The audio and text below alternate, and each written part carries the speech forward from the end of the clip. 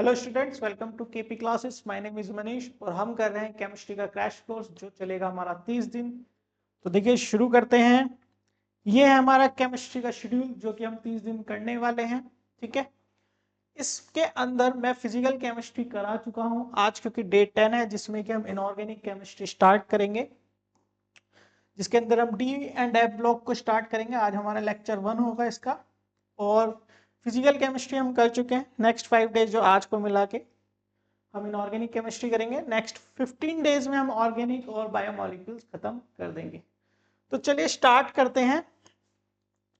तो देखिए ये हमारा day 10 D and F block elements का जो चैप्टर है उसका लेक्चर 1 है। इसके अंदर सबसे पहले हम देखिए इलेक्ट्रॉनिक कॉन्फ़िगरेशन पढ़ेंगे। क्या इलेक्ट्रॉनिक कॉन्फ़िगरेशन होती है डी ब्लॉक की। मैं पहले डी ब्लॉक को करूंगा, उसके बाद एफ ब्लॉक पे जाएंगे हम। ठीक है, फिर आता है हमारा ट्रांजिशन सीरीज। जो भी डी ब्लॉक एलिमेंट के अंदर ट्रांजिशन सीरीज होती है उनकी क्या इलेक्ट्रॉनिक कॉन्फ़िगरेशन होती है, क्योंकि हर साल कुछ ना कुछ क्वेश्चन इलेक्ट्रॉनिक कॉन्फ़िगरेशन से पूछा जाता है। उसके बाद अगर हम बात करें स्क्रीनिंग इफेक्ट हम देखेंगे। ठीक है, इसके अलावा हम एटॉमिक रेडियस और आयनिक रेडियस का ट्रेंड देखेंगे। बेसिकली एटॉमिक रेडियस और आयनिक रेडियस किस तरीके से वेरी करती है अलोंग द ग्रुप, ठीक है, या अलोंग द पीरियड, हम वो ट्रेंड देखेंगे। उसके बाद मेटेलिक कैरेक्टर के बारे में बात करेंगे और लास्ट में हम बात करेंगे प्रीवियस ईयर क्वेश्चंस की। ठीक है, तो चलिए स्टार्ट करते हैं। तो देखिए सबसे पहले मैं आपको एक बात और बता दूं कि हमारा जो है ऐप है एंड्रॉइड और एंड्रॉइड पे भी और आईओएस पे भी। हमारी इस क्रैश कोर्स की पीडीएफ को पढ़ने के लिए, डाउनलोड करने के लिए फ्री आपको हमारा ऐप इंस्टॉल करना पड़ेगा। एंड्रॉइड यूजर के लिए आपको KP classes exam prep app install करना है, ठीक है, प्ले स्टोर से। अगर आप एप्पल यूजर हैं तो क्लास प्लस का ऐप इंस्टॉल करना है, उसमें ORG कोड आपको डालना होगा ICO, ठीक है ना। तो हमारा ऐप इंस्टॉल हो जाएगा। जब आप ऐप इंस्टॉल कर लेंगे तो ऐप इंस्टॉल में जाएंगे, होम पेज पे 3 डॉट पे क्लिक करना है। उसके बाद आपके सामने फ्री मटेरियल वाला एक सेक्शन ओपन होगा। फ्री मटेरियल के सेक्शन में आपको डॉक्यूमेंट्स मिलेंगे। डॉक्यूमेंट्स के अंदर ही हमारी क्रैश कोर्स की पीडीएफ होगी। इसके अलावा जितने भी सब्जेक्ट्स होते हैं, जैसे कि आपका मैथ्स है, बायो है, फिजिक्स है, सभी के क्रैश कोर्स चल रहे हैं, उनकी पीडीएफ आपको यहाँ पर मिल जाएंगी। साथ ही यहाँ पर आप मॉक टेस्ट भी दे सकते हैं फ्री ऑफ कॉस्ट। ठीक है, तो स्टार्ट करते हैं। सबसे पहले अगर हम बात करें तो डी ब्लॉक एलिमेंट जिसको हम बोलते हैं ट्रांजिशन एलिमेंट्स की कॉन्फ़िगरेशन। सबसे पहले कॉन्फ़िगरेशन की बात करी जाए तो देखिए यहाँ लिखा है n-1 B1 to 10 and S1 to 2। Basically n-1 B1 to 10 and S1 to 2। Basically ना ये रेंज है। NS जो है आपकी क्या है, आउटर शेल है, आउटर मोस्ट शेल है, ठीक है, जिसको हम अल्टीमेट शेल भी बोलते हैं। तो ये आपकी अल्टीमेट शेल है, ठीक है, ये आपकी अल्टीमेट शेल है और ये आपकी पेन अल्टीमेट, ठीक है ना। ये क्या है हमारी पेन अल्टीमेट, ठीक है, जिसको हम सेकंड लास्ट शेल भी बोल सकते हैं बेसिकली। तो अगर आप मान लीजिए 4S पर हैं तो ये 3D होगा इससे पहले, ठीक है ना। अगर N4 है तो लास्ट सेकंड लास्ट क्या हो जाएगा, 3D हो जाएगा। अब डी के अंदर हम सबको पता है कितने ऑर्बिटल होते हैं, 5। 5 ऑर्बिटल में कितने मैक्सिमम इलेक्ट्रॉन आ सकते हैं, 10। और एस के अंदर कितने ऑर्बिटल होता है, 1, जिसके अंदर 2 आ सकते हैं। तो यहाँ पे जनरल वेरिएशन देखें तो एस के अंदर 1 से 2 इलेक्ट्रॉन हो सकते हैं, यानी या तो 1 होगा या 2 होंगे, ठीक है। ऐसी डी में या तो 1 होगा या फिर 10 होंगे, 10 के बीच में, मतलब 1 2 3 4 5 इस तरीके से। एक नंबर में कई बार ये जनरल कॉन्फ़िगरेशन आपसे पूछी जाती है डी ब्लॉक की। आगे बढ़ते हैं तो देखिए जैसे कि ये हमारा पीरियोडिक टेबल होता है। तो देखिए D block present between S block and P block between 3 to 12 group, ठीक है। आप देखोगे तो ये हमारा एस ब्लॉक होता है, ये हमारा एस ब्लॉक होता है, देखिए ये वाला, ठीक है। और ये आपका येलो वाला जो है वो पी ब्लॉक है। तो पी ब्लॉक के बीच के अंदर में ही हमारा डी ब्लॉक क्या करता है, स्टैंड करता है।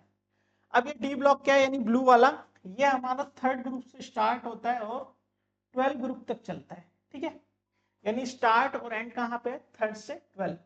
पीरियड, अलोंग द पीरियड अगर हम देखें तो 4th पीरियड, ये देखिए यहाँ पे 4th पीरियड से 7th पीरियड तक ये चलता है।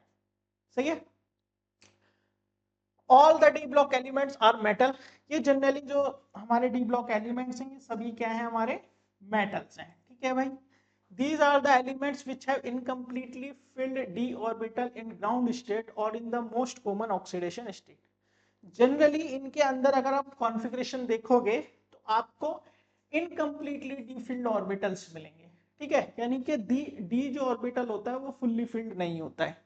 और जनरली जो कि ग्राउंड स्टेट की बात एक कर रहा है, अगर या फिर हम देखें मोस्ट कॉमन ऑक्सीडेशन स्टेट में। ठीक है। Zinc, cadmium and mercury of group 12, यानी कि आप अगर यहां देखोगे तो ये वाले जो एलिमेंट हैं आपके, ये वाले जिंक, कैडमियम, मरकरी, ठीक है, ये जो है आपके जो 12 ग्रुप में लाई करते हैं, ये फुल्ली D10 कॉन्फ़िगरेशन है। यानी कि अगर आप इसकी कॉन्फ़िगरेशन देखोगे तो डी ऑर्बिटल के अंदर पूरे के पूरे इलेक्ट्रॉन फिल हो जाएंगे। ठीक है ना, चाहे वो ग्राउंड स्टेट हो चाहे वो ऑक्सीडेशन स्टेट हो कॉमन वाली। ठीक है, इसीलिए इनको रिगार्ड नहीं करते हैं एज ए ट्रांजिशन एलिमेंट्स। ये क्वेश्चन पेपर में कई बार आता है कि भाई जिंक जो है वो ट्रांजिशन एलिमेंट काउंट क्यों नहीं करते हैं, या कैडमियम क्यों नहीं करते हैं, या मरकरी क्यों नहीं करते हैं, बिकॉज ऑफ उनके पास फुल्ली फील्ड कॉन्फ़िगरेशन है। अगर पार्शियल फील्ड होता तो इसको काउंट किया जाता, simple. Sorry, this is very less energy gap between the ns and n-d orbital and are very close. ये पॉइंट मैं आपको भी समझाऊंगा। ये कहता है कि जो n-1 और ns होता है उनके बीच में एनर्जी गैप ना बहुत कम होता है। यानी अगर आप एनर्जी शेल देखोगे तो दोनों बहुत ही क्लोज होते हैं, तो एक इलेक्ट्रॉन इधर से उधर क्या कर सकता है, जंप कर सकता है। ठीक है, तो देखिए स्टार्ट करते हैं। सबसे पहले हम इसके अंदर कॉन्फ़िगरेशन को समझने की, क्योंकि कॉन्फ़िगरेशन से ना हमेशा क्वेश्चन आया आपका। देखिए जैसे कि मैंने अभी बताया, जनरल कॉन्फ़िगरेशन हमारी ये होती है n-1 d1 to 10 और ns1 to 2। ठीक है, where n-1 stands for inner shell, जिसको हम पेनल्टीमेट शेल बोलते हैं, और जिसके अंदर 1 to 10 इलेक्ट्रॉन होते हैं, और s ऑर्बिटल जो है आउटर मोस्ट शेल हो गया, जिसको अल्टीमेट शेल बोलते हैं। ठीक है, जिसमें एक या दो इलेक्ट्रॉन आएंगे। अब transition series, the transition element consist of 4 row of 10 element. यहाँ पे अगर आप देखोगे तो आपके पास 4 रो मिलेंगे, 1 2 3 4। ठीक है, एक ये हो गई आपके पास, 2 3 एंड 4। ठीक है, इन 4 रो में आपके हर रो के अंदर 10 एलिमेंट्स हैं। ठीक है ना, कितने एलिमेंट है, 10।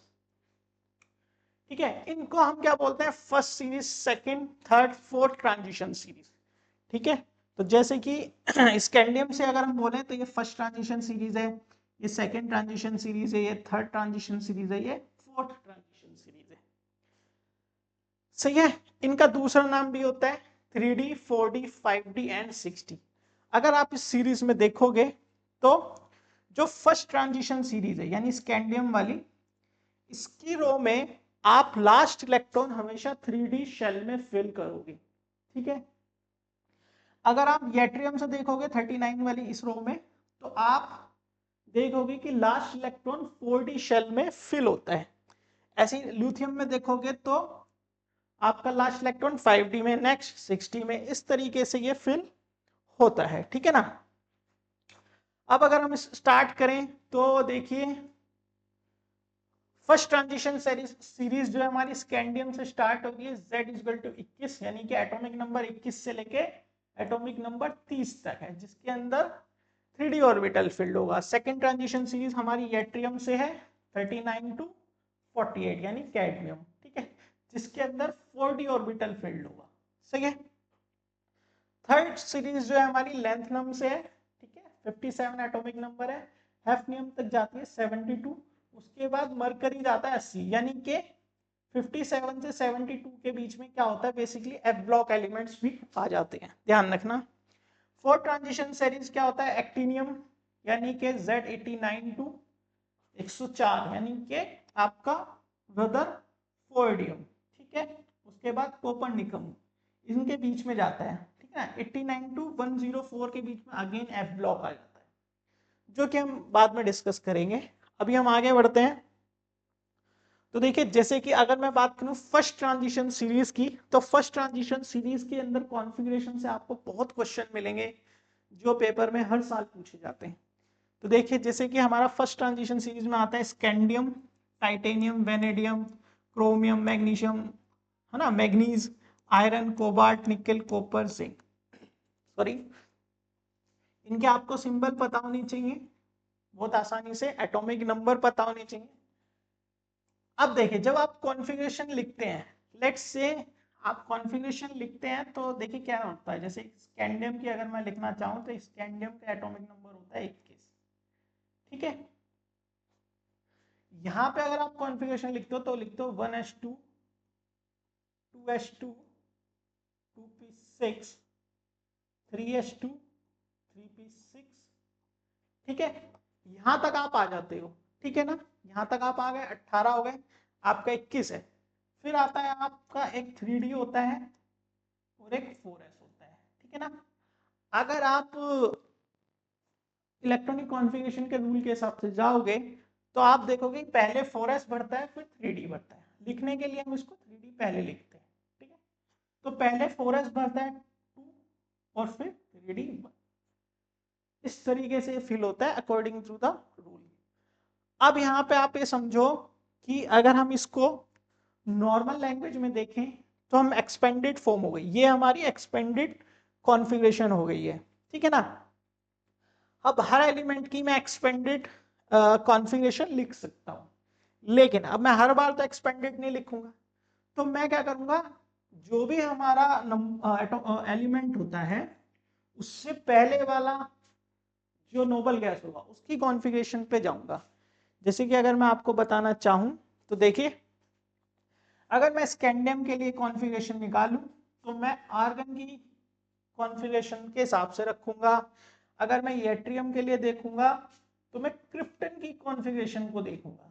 ठीक है, इसका मतलब क्या है कि ये है, देखो अगर मैं आर्गन, जो आर्गन होता है बेसिकली, आर्गन की कॉन्फ़िगरेशन लिखूं, आर्गन का एटॉमिक नंबर होता है 18। तो ये हो गया आपका 1s2। ठीक है, ये दिख रहा है क्या, बिल्कुल दिख रहा है। तो ये हो गया आपका 1s2 2s2 2p6 3s2 and 3p6। ठीक है, हो गया आपका 18। तो यानी कि अगर हम देखें कि इतना पोर्शन जो है आपका तो आर्गन भी बता रहा है ना, सेम सेम चीज लाई कर रही है यहाँ पे भी, यहाँ पर भी सेम है और यहाँ पर भी सेम है। तो मैं स्कैंडियम की कॉन्फ़िगरेशन को ऐसे भी लिख सकता हूँ। मैं चाहूं तो एक्सपेंडेड फॉर्म में लिख सकता हूं, चाहे तो कंप्रेस कर देता हूं आर्गन लिख के। ठीक है, उसके बाद 3d1 4s, सही है, 3d1 एंड 4s2, ये कॉन्फ़िगरेशन भी लिख सकता हूं जैसे कि मैंने यहाँ पे लिखा हुआ है। ठीक है, तो वो एक्सपेंडेड फॉर्म हो गई या आपकी शॉर्ट फॉर्म हो गई। ये होता है कॉन्फ़िगरेशन लिखने का तरीका। अब यहाँ पे देखिए क्वेश्चन कहाँ से बनता है, आपका क्वेश्चन इस कॉन्फ़िगरेशन से यहाँ पर दो बनते हैं, एक कॉपर और एक क्रोमियम का। ठीक है, देखिए कैसे, अगर मैं क्रोमियम देखूं तो क्रोमियम का एटॉमिक नंबर होता है 24। ठीक है, 24 के हिसाब से अगर मैं कॉन्फ़िगरेशन लिखना चाहूं तो 1s2 2s2 2p6 3s2 3p 3p, एक सेकेंड से लिखते हैं, ये हो गया आपका क्रोमियम, क्रोमियम का एटॉमिक नंबर है 24। ठीक है भाई, 1s2 2s2 2s2 2p6 3s2 3p6। सही है, अब यहां तक तो आपको लगेगा कि सही है यहां तक तो। अब आगे जैसे जाएंगे तो लिखेंगे 4s, 4s में आए 2 और 3d में आए कितने बचे हुए, कितने आएंगे, 6 4 10 और 8 18 और 2 20। एक सेकेंड, कुछ और भी छूटा है क्या, 1s2 2s2 2p6 3s2 3p6 4d, हाँ ठीक है। 18 और 2 20 और 3D 4। ये आपकी कॉन्फ़िगरेशन बनती है, ठीक है, क्रोमियम की। अब हमें क्या लगेगा, हम तो भाई ये कॉन्फ़िगरेशन लिख देंगे, बट एक्चुअल में कॉन्फ़िगरेशन ये नहीं होती, ठीक है। जो मैंने एनर्जी गैप वाली बात बोली थी वो ये होती है कि भाई जो 3D होता है आपका, और जो 4s होता है बहुत ही क्लोज होता है। ये जो इलेक्ट्रॉन होते हैं ना दो, ये दो इलेक्ट्रॉन जंप करके इस अंदर वाली शेल में आ जाते हैं। अब इससे होता क्या है कि देखो, कॉन्फ़िगरेशन हमारी ये नहीं होती है, हमारी कॉन्फ़िगरेशन होती है ये 1s2 2s2 2p6 3s2 3p6 3d5 4s1, ठीक है। यानी s का एक इलेक्ट्रॉन जंप करके d में आ जाता है। तो देखिए उससे होता क्या है, इस करेक्ट इलेक्ट्रॉनिक कॉन्फ़िगरेशन में हुआ क्या है कि आपने 3d जो ऑर्बिटल था वो हाफ कर दिया और s वाला भी हाफ कर दिया। और हम सबको पता है कि पार्शियल फील्ड जो ऑर्बिटल होता है वो लेस स्टेबल होता है as compare to half filled, ठीक है, हाफ फील्ड, और वो कम स्टेबल होता है फुल्ली फील्ड। सबसे ज्यादा फुल्ली फील्ड आपका जो है स्टेबल होता है, फिर हाफ फील्ड, फिर पार्शियल, ठीक है। तो ये कॉन्फ़िगरेशन क्रोमियम की बहुत आती है कि क्रोमियम की कॉन्फ़िगरेशन क्या है और वो ऐसे क्यों है, ठीक है, एक्सेप्शनल है ये हमारी। ऐसे ही हमारी कॉपर में भी होती है, कॉपर के अंदर भी यही केस आता है। देखो 1s2 2s2 2p6 3s2 3p6 3d10 4s1 हो। एक्चुअल में अगर तुम ऐसे लिखने लगोगे तो 3d9 4s2 आएगा, लेकिन अगेन वो एक इलेक्ट्रॉन जंप करके इधर आ जाता है और 3d10 हो जाता है फुल्ली फिल्ड, ठीक है। तो ये दो आपके पास क्वेश्चन आते हैं कॉन्फ़िगरेशन से रिलेटेड, क्रोमियम और कॉपर से, ठीक है। यहाँ पे मैंने एक्सप्लेन किया हुआ है कि भाई एक्सेप्शनल कॉन्फ़िगरेशन जो क्रोमियम और कॉपर है वो बेसिकली क्यों होता है, बिकॉज ऑफ फुल्ली फील्ड या हाफ फील्ड को प्रीफर किया जाता है, और वो स्टेबिलिटी को भी एक्सप्लेन करता है, ठीक है। तो ये होता है हमारा कॉन्फ़िगरेशन। आगे बढ़ते हैं। अब देखिए, अगर आप सेकंड थर्ड और फोर्थ सीरीज पे जाएंगे तो अगेन ये देखिए सारी कॉन्फ़िगरेशन हमने किस हिसाब से लिखी है, आपकी नोबल गैसेस के हिसाब से, ठीक है। जनरली जो क्वेश्चन रहता है वो फर्स्ट ट्रांजिशन सीरीज से ही रहता है, इन सीरीज से कम क्वेश्चन पूछा जाता है कॉन्फ़िगरेशन पे, जनरली कॉपर या क्रोमियम पर ही रहता है, ठीक है। तो देखिए जैसे कि आप क्रैश कोर्स कर रहे हैं, आप ऑब्वियसली बात है बोर्ड का पेपर देने वाले हैं, एग्जाम देने वाले हैं, तो हमारे करंट में सीयूटी के बैचेस चल रहे हैं, उड़ान बैच, जो कि जैसे साइंस का है, कॉमर्स और ह्यूमैनिटीज पे। अगर आप साइंस में लेते हैं तो आपको सभी डोमेन के सब्जेक्ट उसके अंदर मिलेंगे। ये जो उड़ान बैच है हमारा 5,000 रुपए का है, जिसके अंदर आपको सभी सब्जेक्ट मिल जाएंगे, फिजिक्स केमिस्ट्री मैथ्स बायो, ठीक है, जो भी आप लेंगे। इसके अलावा हमारे पास जनरल लैंग्वेज टेस्ट का भी हमारे पास एक बैच जो है करंट में चल रहा है, जिसका नाम है सारथी, जो कि प्राइस है उसका 3,000, ठीक है। आपको इन बैचेस के लिंक जो है डिस्क्रिप्शन में मिल जाएंगे। आपको बैचेस के रिगार्डिंग कोई भी डाउट है या कोई भी इंक्वायरी चाहिए तो आप इस फोन नंबर पर कॉल कर सकते हैं, ठीक है। साथ ही आप हमारे साथ जुड़ सकते हैं टेलीग्राम, इंस्टाग्राम, व्हाट्सएप ग्रुप पे, इन सब के लिंक आपको डिस्क्रिप्शन में मिल जाएंगे, ठीक है। ये जो है हमारा रिजल्ट है पास्ट ईयर का।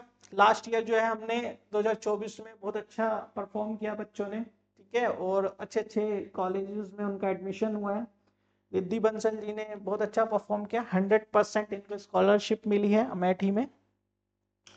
तो चलिए अगर हम टॉपिक पे बात करें तो अब सबसे पहले बात करते हैं स्क्रीनिंग इफेक्ट या शील्डिंग इफेक्ट या फिर इफेक्टिव न्यूक्लियर चार्ज। ये 3 पॉइंट पे अगर हम बात करें तो देखिए, in a multi-electron atom, the electrons of valence shell, outermost shell are attracted towards the nucleus and these electron repelled by the electron present in inner shell। देखिए basically क्या है, जैसे कि आपके पास एक न्यूक्लियस है, ठीक है, ये हमारे पास न्यूक्लियस है Z, यानी कि इसके अंदर हमारे क्या होंगे, प्रोटॉन और न्यूट्रॉन, ठीक है। अब मान लीजिए ये दो शेल है आपके पास, इन दो शेल के अंदर ये इलेक्ट्रॉन है हमारे, ठीक है, ये इलेक्ट्रॉन है हमारे। अब होगा क्या, देखिए ये जो न्यूक्लियस है ये क्या होता है, बेसिकली आउटर मोस्ट शेल के इलेक्ट्रॉन को भी तो अपनी तरफ अट्रैक्ट करेगा। तो जब ये अट्रैक्ट करेगा तो यहाँ पे ना एक अट्रैक्शन फोर्स लग रहा है। क्या लग रहा है हमारे पास? अट्रैक्शन फोर्स, जो कि न्यूक्लियस लगा रहा है आउटर मोस्ट शेल को अपनी तरफ खींचने के लिए।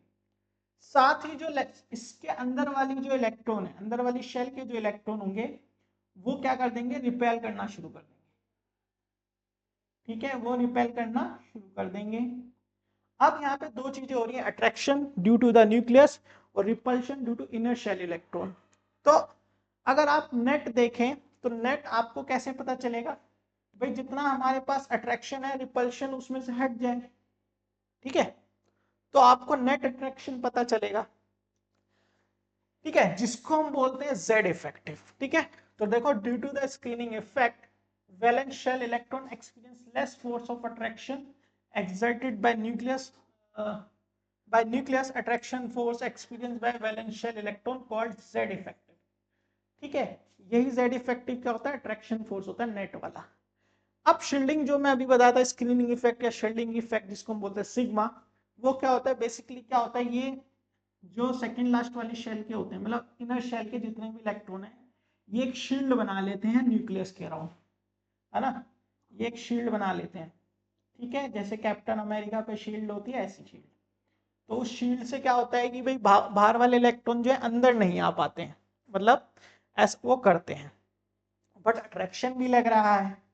ठीक है, तो अगर आप नेट देखोगे तो वो होगा हमारा जेड इफेक्टिव। ठीक है, दूसरे शब्दों में अगर मैं आसान भाषा में बोलूं तो जो आपका शील्डिंग इफेक्ट होगा वो क्या करेगा? रिपेल करेगा। शील्डिंग इफेक्ट रिपेल करेगा, जो साइज बढ़ाएगा, और जेड इफेक्टिव जो अट्रैक्ट करेगा, साइज कम करेगा। ये आपको ध्यान रखना है। अट्रैक्शन मतलब जेड इफेक्टिव, रिपल्शन मतलब शील्डिंग इफेक्ट। ठीक है, चलिए, तो यहाँ पे दो चीजें पढ़ते हैं, डी ब्लॉक कॉन्ट्रैक्शन और लेंथ इनर्ट कॉन्ट्रैक्शन। अगर यहाँ पे हम शील्डिंग इफेक्ट की बात करें तो देखो, सबसे पहले ये बात समझ लेते हैं कि सबसे ज्यादा अच्छी शील्डिंग होती है एस ब्लॉक की, फिर पी, फिर डी एंड एफ। डी और एफ की जो है ना पुअर शील्डिंग होती है, वो इतना शील्ड नहीं कर पाते हैं, इसलिए अट्रैक्शन फोर्स ज्यादा रहता है। समझ में आया?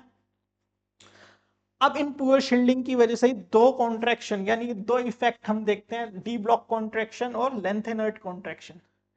डी ब्लॉक में क्या होता है? बेसिकली जो 3D वाले इलेक्ट्रॉन होते हैं, ठीक है, 4s होता है और 3D होता है।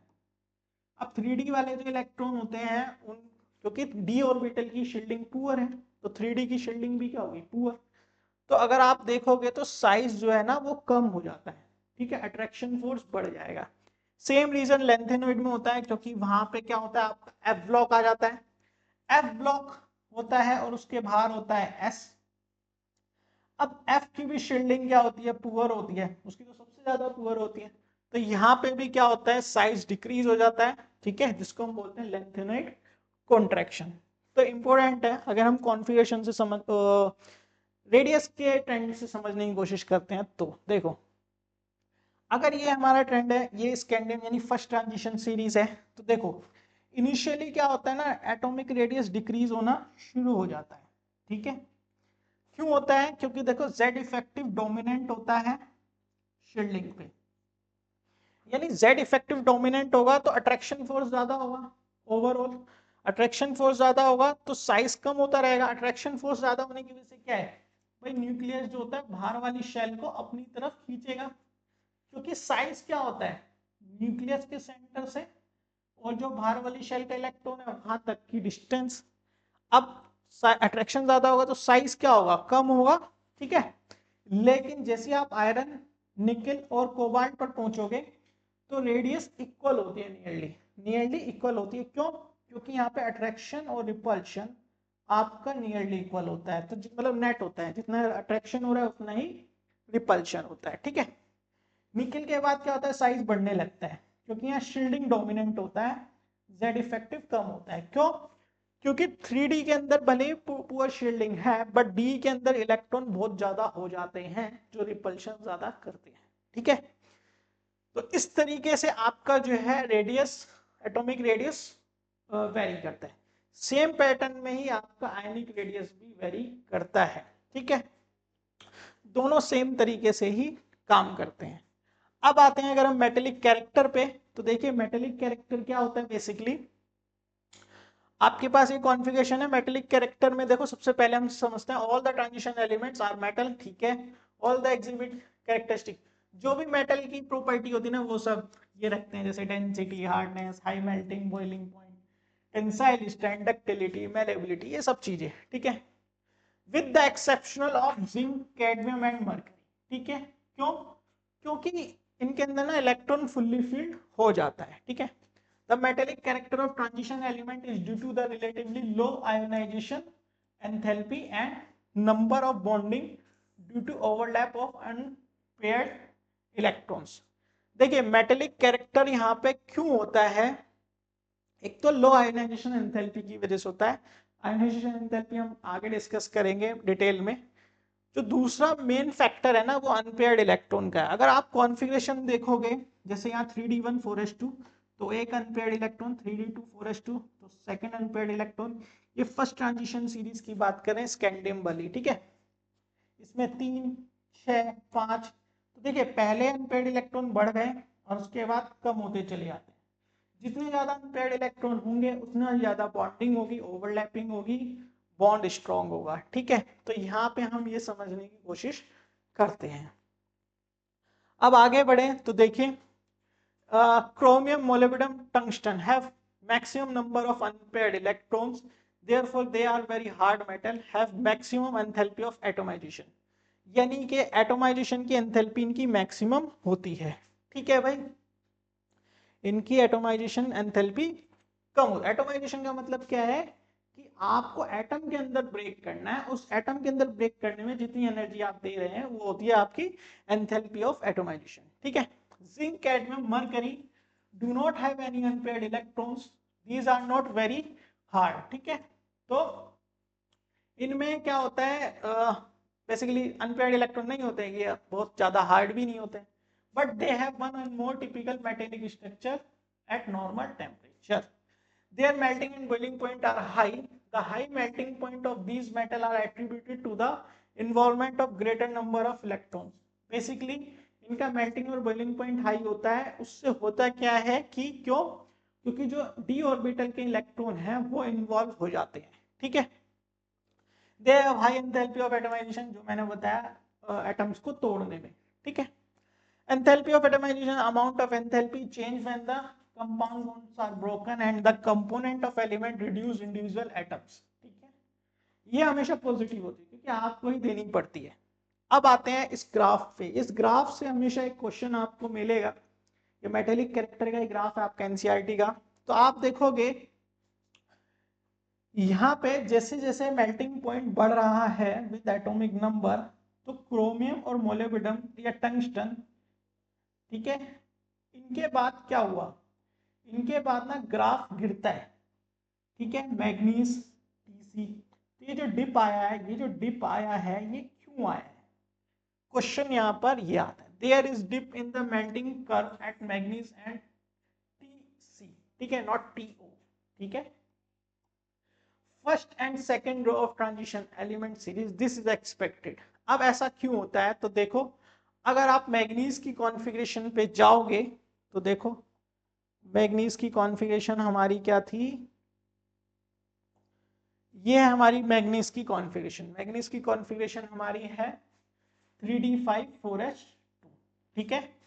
यानी कि इनके अंदर पूरा हाफ फील्ड और फुल्ली फील्ड, डी जो है पूरा हाफ फील्ड है और एस जो है फुल्ली फील्ड है, ठीक है, ठीक है। तो 3d half field and 4s fully field है। अब क्या होगा भाई, जब इसके अंदर तो स्टेबल कॉन्फ़िगरेशन है ना, अब जब इसके अंदर स्टेबल कॉन्फ़िगरेशन है तो ये क्यों मेल्ट होना चाहेगा, मतलब कि इस ये स्टेबल है तो इसके बॉन्ड को तोड़ना बड़ा ही मुश्किल होगा। बॉन्ड को तोड़ना बड़ा मुश्किल होगा तो आपको टेम्परेचर ज्यादा होगा, चाहिए होगा उस बॉन्ड को तोड़ के अलग करने के लिए। इसीलिए इसका मेल्टिंग और बॉइलिंग पॉइंट क्या होता है, हाई होता है, ठीक है। सेम रीजन आपका टीसी में भी होता है। बहुत इंपॉर्टेंट है कि डिप क्यों आता है, ठीक है। अब देखिए जैसे कि मैंने बताया आपको हमारे सीयूटी के करंट बैचेस चल रहे हैं, उड़ान बैच। अगर आप उड़ान बैच लेते हैं 5000 का, उसके अंदर आपको सारा जो स्टडी मटेरियल है फ्री मिलेगा आपको, ठीक है। जो भी आप डोमेन लेंगे सभी डोमेन उसके अंदर मिलेंगे। अगर आप साइंस के हैं तो साइंस के आपको जो भी सब्जेक्ट होंगे वो विद स्टडी मटेरियल आपको फ्री मिलेगा, ठीक है। अब देखिए अगर हम आए प्रीवियस ईयर क्वेश्चंस पे, तो पहला ही क्वेश्चन देखिए 1 नंबर में आया हुआ है, जनरल कॉन्फ़िगरेशन डी ब्लॉक की क्या है, ठीक है। सिंपल है, n-1 D1 to 10 NH2, तो ये ऑप्शन जो है आपका करेक्ट है, ठीक है। बहुत बार पेपर में ये आया हुआ है। ZR और HF are the almost similar atomic radii. This is due to the lengthenoid contraction, ठीक है ना भाई। तो देखो अब ZR और hafnium जो होता है ना, उनकी एटॉमिक रेडियस क्या होता है, सेम होती है। क्यों होती है, due to the lanthanoid contraction.